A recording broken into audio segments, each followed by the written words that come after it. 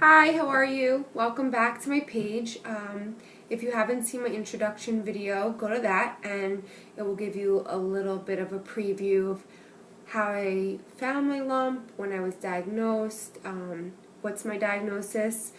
Real quick, IBC stage 1, triple positive, and I am here today to talk about the first 2 weeks on Taxol and Herceptin.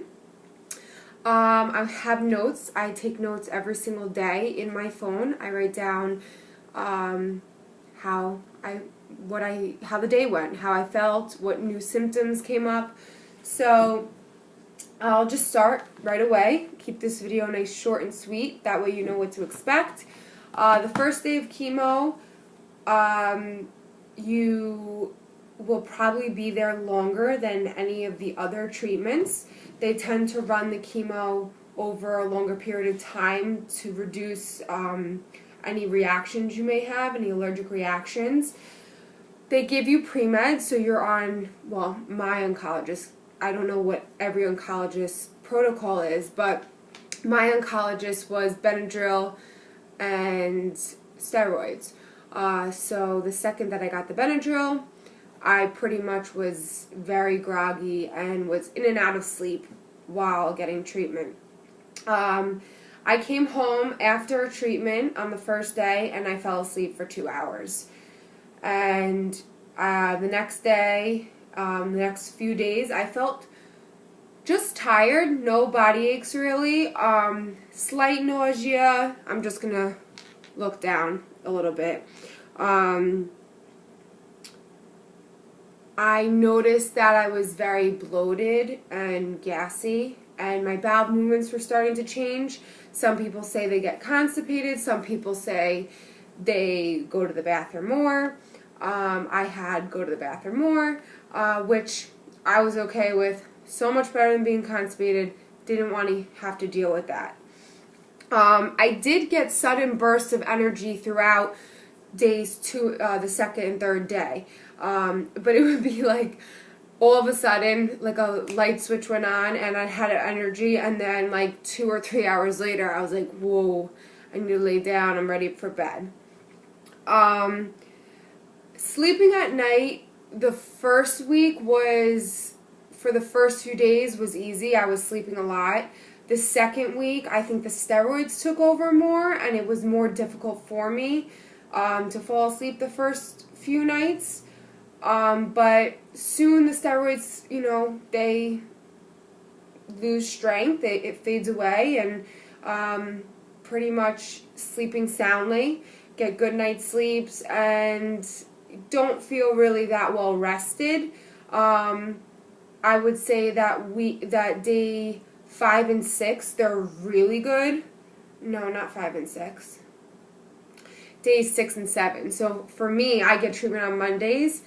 Saturday and Sunday, I've been golden. I feel good. I'm actually not tired. I do get a little bit winded when I'm doing things, so maybe I have to go a little slower or do something and then sit down for a little bit, but I don't feel that exhaustion. My body aches Saturday morning are gone. My worst days are Thursdays and Fridays, so that's the 4th and 5th day for me. And I experience very bad body aches, and very, fatigue. And you just have to wait it out. You have to know that it's going to pass. I just keep telling myself this is temporary. It's not going to last forever. I can get through this. And I push through. I haven't really, I've been working. I'm working through this whole journey. It's only been 2 weeks. I get my 3rd treatment tomorrow, but so far it's doable. Is it hard? Yeah, it's hard. You know, the first week I was experiencing all these new things, and I went to the mall with my boyfriend, and in 5 minutes of walking on a Thursday, I was like, wow, I can't even walk. My legs were killing me, my knees, my body hurt. I got tired so quickly.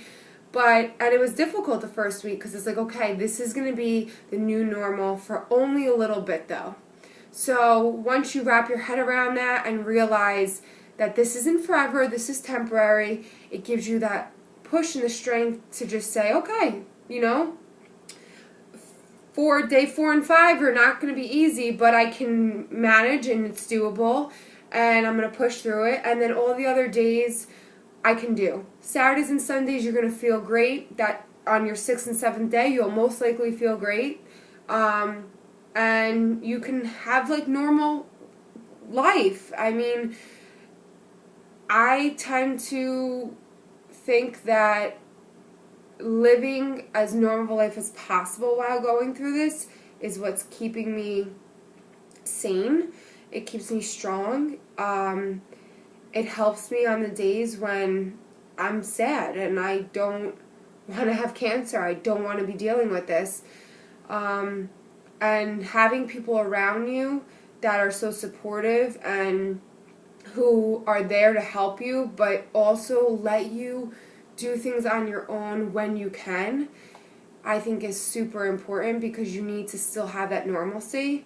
I remember on Thursday of this week, this is my 2nd week, I was exhausted. My body was killing me, and my aunt's friend actually just got done with treatment, and I remember coming home and I knew I had to cook dinner. I wanted to make a vegan chili, but I was so tired and I didn't know if I should just go lay down or make it. And she sent me a text message about something about strength and going forward even when you don't think you can. And I was just like, okay, I'm not going to let this take me over this week. I'm not going to let this take me over today. I'm going to cook. I'm going to clean up. And I did. And was it hard? Yeah, it was hard. Was I exhausted? Yes, I was exhausted. My boyfriend came home and he helped me, but you can do it. You can push through. Friday at work was sucked. I can't say anything else about it. But Friday came and it ended. And Saturday morning, I woke up and my body didn't hurt and I didn't feel tired. A few other symptoms, side effects, I will tell you. Nosebleeds. That was something that came very quickly for me. You start to lose the hair in your nostrils, and it just, your nose runs, and for some reason I tend to get nosebleeds. I can't really even blow my nose without them happening, so I try not to blow them at all. I have gotten a bad taste in my mouth 1 or 2 times. Not 1 or 2 times, but I get bad taste in my mouth once or twice a week. And it's not that bad. Let me show you something. I haven't had to take these yet, but a friend of my friend said to get these, and that they help with bad taste in your mouth. So you take them, I guess, 10 minutes before you eat it or you're going to drink something, and they make it taste good and sweet and bearable for like 20 minutes. So I haven't had to take them yet, but if I do get to that point, I have them. They're ready to go. Let's see. My throat got really raw week 1 on day 5. It felt like I was going to get strep throat, but I haven't had that issue this week, week 2. And besides that, I don't have anything else to report, except that my hair did start shedding yesterday. So yesterday was Saturday. It was day 6 of week 2. So it was a little bit earlier than I expected, and it wasn't easy for me. I cried.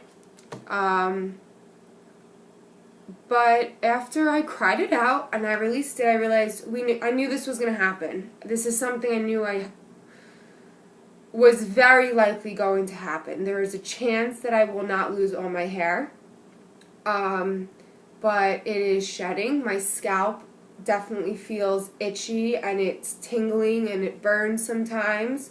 That's another side effect that you'll you will or will not experience. Everyone's so different, so what I feel may not be what you feel. Some people do Taxol and they don't have any symptoms, and they do great, and they have no complaints. And then there's some people who have mouth sores and they can't even get out of bed. So just because I experience something doesn't mean that you're going to, but I'm just here to tell you what I am experiencing and the fact that it's so far all doable. I have read that Taxol is cumulative, so I'm interested to see, you know, what the weeks coming up to like 7, 8, 9 are going to hold. But I like to focus on now and how I'm feeling now, and I take literally hour by hour because that's how quickly things can change. And so yeah, so my hair started shedding yesterday, and I got a great wig already. I'm being proactive, but it's not easy. It's hard, and it's, your mind's obviously already racing about so many things, and at the end of the day, hair grows back, and this treatment that I'm doing is to make sure that I live the longest and best life possible. I've said in my intro video, I'm not just doing chemotherapy and Herceptin. I'm also doing holistic, so I'll do a separate video of that. I started holistic treatments probably about a month before I started chemotherapy. Just because there were some things that I needed to do prior to starting chemo. And I think that could be helping me. I'm not sure because I've never done chemo without doing holistic, but I'll do a separate video telling you what I do and showing you the supplements that I take. My oncologist has been great, really working with me. And just a quick note, she just approved me to take CBD oil for my body aches, so I haven't done that yet. I'm going to see how that works on week 3, and I'll get back to you guys. As far as any other symptoms right now, so far so good. I'll make more videos, and I'll check back in. We'll do a week 3 and 4 video. I got my port placement done on September 15th. My first chemo was on 9/11, and on September 15th I got my first port placement. So my next video will be how that went, and we'll talk about port placements. Alright, thank you for watching. If you have any questions, I'll put my email down below. Have a good day.